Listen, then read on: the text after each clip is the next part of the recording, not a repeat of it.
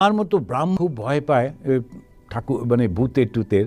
আমি বলি ঠাকুরের ছবি রেখে দাও, মা কালীর ছবি রাখো, কখনো ভয় লাগবে না। বাড়ির সমস্ত জায়গায় ঠাকুরের ছবি রেখে একটু আলো জ্বেলে দিও, কোনো ভয় লাগবে না। ঠিক ঠাকুর সর্বত্র রয়েছেন, কোনো ভয়ের কিচ্ছু হবে না। সঙ্গে করে ঠাকুরের ছবি নিয়ে গেলে সব সময় একটা প্রচণ্ড সাহস থাকে, না কোনো অসুবিধা নেই। এই ভাবেতে বিশ্বাস যখন হয়, ভগবান তাকে রক্ষা করবেনই করবেন। শ্রীরামকৃষ্ণ ভক্তদের প্রতি আহা কি গান, তুমি সর্বস্ব আমার। কথাটা বলা তো সোজা, কিন্তু সত্যি সত্যি ব্যবহার করা ভীষণ কঠিন।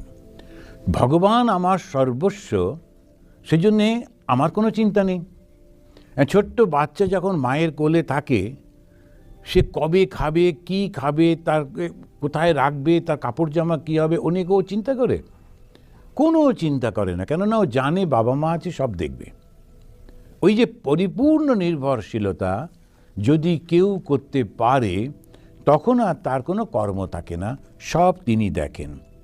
গোপীরা অক্রূর আসবার পর শ্রীমতীকে বললে, রাধে তোর সর্বস্ব ধন হরে নিতে এসেছে। এই ভালোবাসা, ভগবানের জন্য এই ব্যাকুলতা। আবার গান চলিতে লাগিল। শ্রীকৃষ্ণকে নিয়ে চলে যাচ্ছে, অক্রূর এসেছে, শ্রীকৃষ্ণ চলে যাবেন।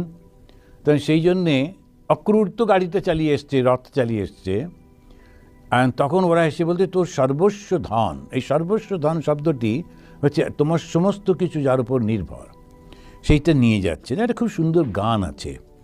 ধরো না ধরো না রথচক্র, রথ কি চক্রে চলে, যে চক্রে চক্রী হরি, যার চক্রে জগৎ চলে।